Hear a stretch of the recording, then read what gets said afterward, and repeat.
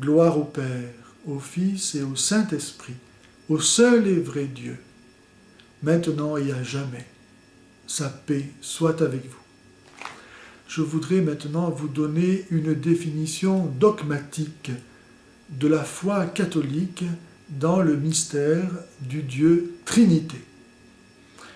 Vous savez qu'un dogme est une expression qui engage l'autorité même de Jésus-Christ, qui a dit à ses apôtres et à leurs successeurs « Qui vous écoute, m'écoute ».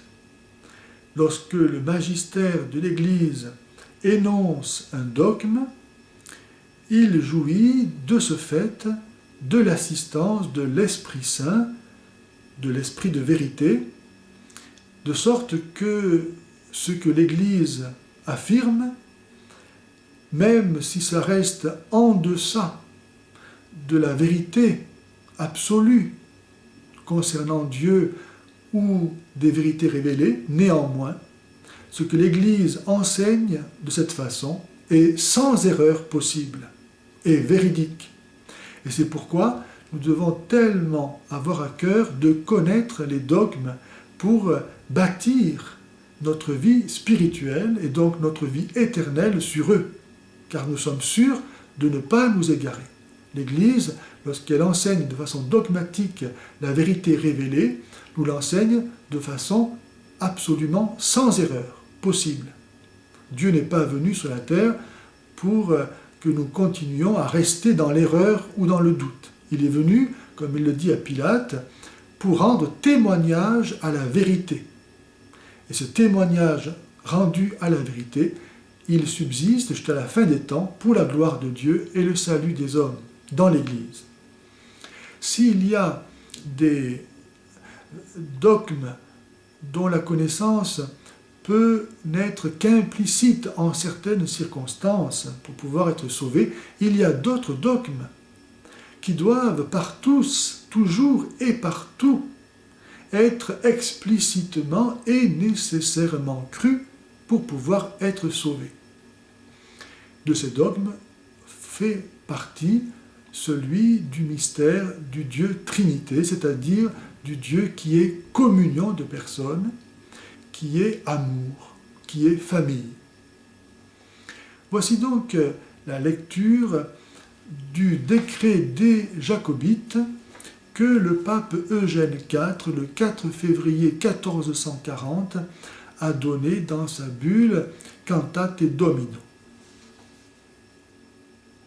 La Sainte Église romaine, établie par la parole de notre Seigneur et Sauveur, croit fermement, professe et enseigne un seul vrai Dieu, tout-puissant, immuable et éternel, Père, Fils et Saint-Esprit, un dans son essence, trine dans ses personnes, le Père inengendré, le Fils engendré du Père, le Saint-Esprit procédant du Père et du Fils.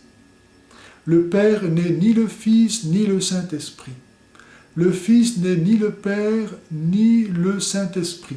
Le Saint-Esprit n'est ni le Père ni le Fils. Mais le Père n'est que le Père, le Fils que le Fils, le Saint-Esprit que le Saint-Esprit. Seul le Père a engendré le Fils de sa substance. Seul le Fils est engendré du Père. Seul le Saint-Esprit procède à la fois du Père et du Fils.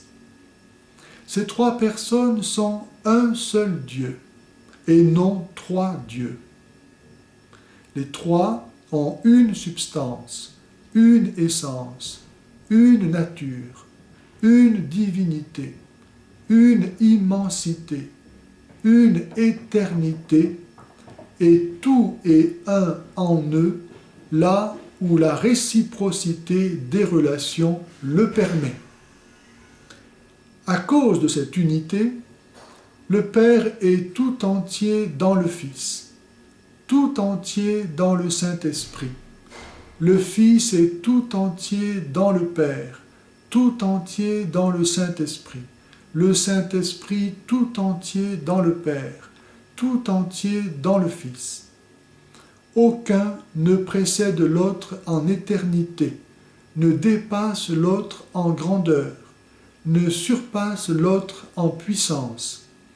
De toute éternité et sans commencement, le Fils a son origine du Père. De toute éternité et sans commencement, le Saint-Esprit procède du Père et du Fils. Tout ce que est ou a le Père, il ne l'a pas de nôtre. Il est principe sans principe. Tout ce que est ou a le Fils, il l'a du Père.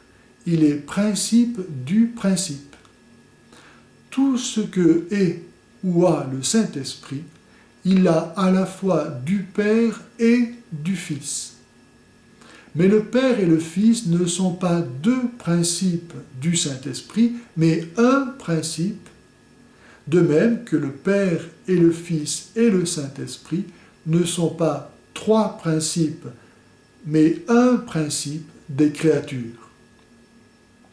Nous aurons l'occasion, si Dieu le veut, dans de prochaines vidéos, d'expliciter cette expression dogmatique de la foi dans le mystère du Dieu Trinité.